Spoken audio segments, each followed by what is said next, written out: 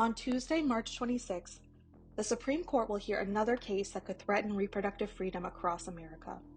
MAGA extremists are yet again manipulating the courts to attack abortion access. This latest attempt targets mifepristone, one of the pills used in medication abortion, which is the most commonly used method of abortion in the U.S.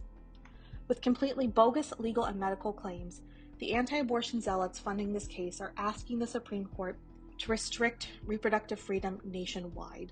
But the implications of this case go beyond abortion rights. The FDA's decision-making authority and evidence-based policymaking are all also at risk.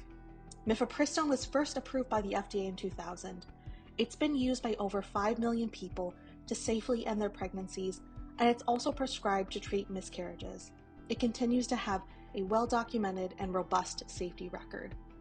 But less than 6 months after the Supreme Court overturned Roe, MAGA extremists asked federal judge Matthew Kacsmaryk, a Trump appointee who is virulently anti-abortion, to order the FDA to rescind its approval of mifepristone. When Kacsmaryk issued his unprecedented ruling last April, he invoked a long irrelevant 1873 law called the Comstock Act.